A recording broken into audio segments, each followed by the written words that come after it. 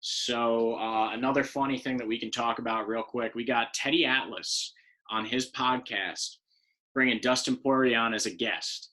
And, well, he basically figured out Dustin Poirier's whole game plan before Dustin even had a chance to say, wait, hang on, don't expose me to the internet right now. Teddy Atlas said to him, basically, I think your game plan is going to be is you're going to fake the low kick and go up to the head. And cut to Dustin Poirier sitting there like, That's yeah. smart. Yeah. If you're not following me on Twitter, make sure you give me a follow. It's literally right here. But I had the whole thing this morning or Monday morning, if you will. Literally, you see Teddy Atlas, and he goes, listen, if I'm looking at you and I have a fighter who had such an effective low kick, in the comeback, I'm going to fake a low kick and I'm going to go up top. And I couldn't tell you this couldn't be done any more better by Matt Stone and Trey Parker. It cuts immediately to Dustin Poirier. Yeah. And then you see him click like, oh, crap, we're on air. Turn around and be like, yeah, no, that's a good thought process. And then Teddy Atlas realized what was happening. He's like, oh, I just completely blew up his spot. I was like, don't worry, Conor McGregor's not watching. And here's two things that I have to say about that. Number one, Conor McGregor is definitely watching. And number two, Conor McGregor,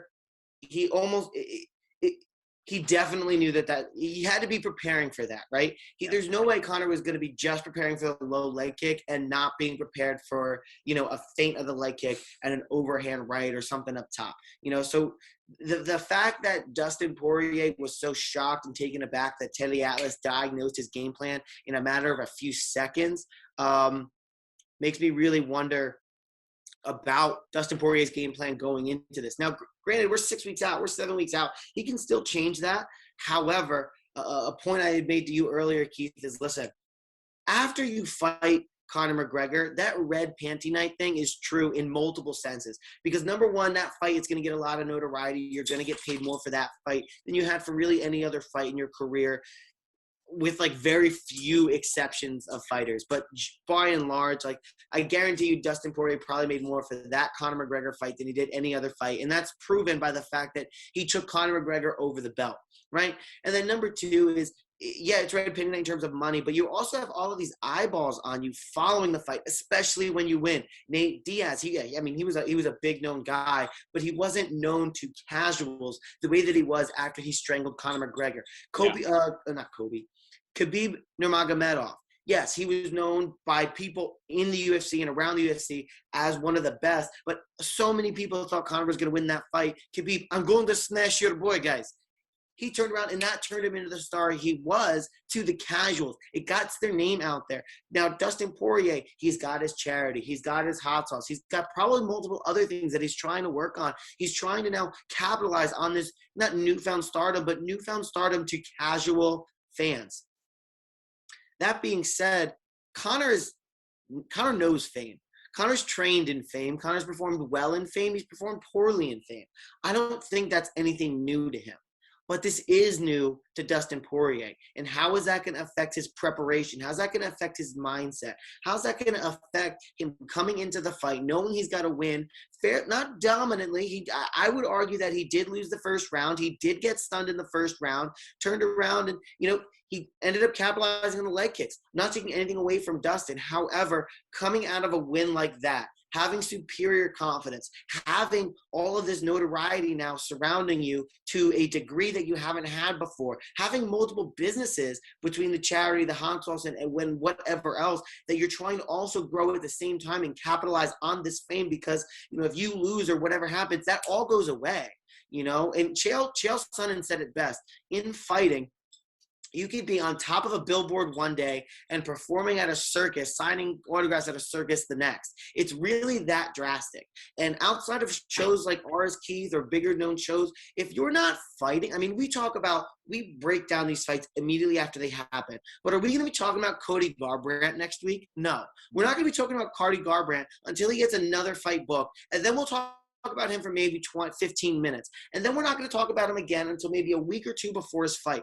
That shows you the disparity of interest level in these guys outside of their fights. So Dustin Poirier is really going to try and capitalize on all of that now.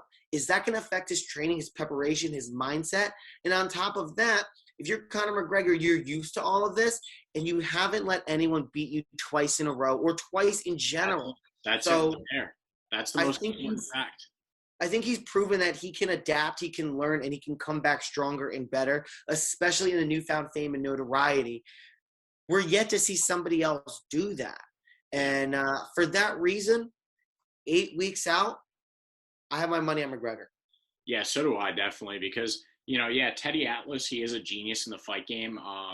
Basically built Mike Tyson up to be the fighter that he was known as back in the day. Unlocked a different side of Mike Tyson and also helped him game plan for, so many different guys throughout the years. So for him to figure out Dustin Poirier's game plan, not surprising, but also, we've seen this before, right? We saw Rose Namajunas preparing to fight Weili Zhang. Weili Zhang doesn't do well with the low kicks, knows that she's going to have to defend him against Rose, and Rose comes up high with a great kick. So it is kind of a running theme in fighting. Someone can't defend low. They're going to come out more prepared for the low strikes. You hit them high. So not incredibly hard to figure out, but kudos to Teddy Atlas for really nailing it on the head and putting Dustin Poirier in the hot seat there for a second. Really, it looked like all the blood left Dustin Poirier's head for a second there. But he looks so stupid. Oh, he looked scared. He just looked like. Yeah, because if Teddy Atlas can figure it out, then Conor McGregor can figure it out. And like you said, nobody has ever beat McGregor twice. I feel like that's a running theme that we're going to see occur again in July. But I do think that this was probably the best thing that could have happened to Dustin Poirier, being put on the spot like this in a public spotlight, because who knows now? McGregor definitely is going to watch that clip. Someone's going to send it over to him. He might watch that and then say to himself, okay, here's Dustin's game plan, or we all knew that this is Dustin's game plan. He's going to switch it up now. But at least to Dustin, now he says, holy shit, it was that obvious. Okay, I need to figure something out fast in these 6 weeks that is going to really put McGregor to sleep again. I don't think it's going to happen. Like you said, he's got a lot of distractions going on in his life. He's trying to capitalize on that fame. And unfortunately, if you try to capitalize on that too early in this game, it can come back to bite you hard. You might not have that level of fame for very long. You beat McGregor, you start a hot sauce company. Good for you, man. I haven't had the hot sauce, but I've seen the reviews online. It doesn't. It's good. Oh, it is good? Oh, okay. I heard it's very good. Interesting. I might have to try that. Those Louisiana guys know their spices, but yeah, I heard it's very good. All right, maybe I'll be ordering a bottle, because who knows, if he loses to McGregor, they might not be bottling up that hot sauce for very much longer. But I think that this is probably the best thing that could have happened to Dustin, because putting him on that spot, putting him in that holy shit moment is really going to wake him up to the really just how apparent his game plan would have been going into this, So more than anything, thank you, Teddy Atlas, for making this a more interesting fight. And hey, listen, I hate to be that guy, but I know you're a big Teddy Atlas guy. He's from your area. You saw him getting a haircut the other day. Let's not take credit away from Cus D'Amato in training Mike Tyson. Cus is really who made Mike Tyson.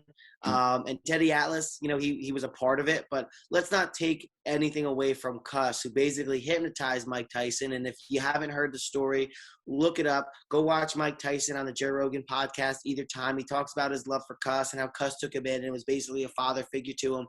It's a very, very interesting story.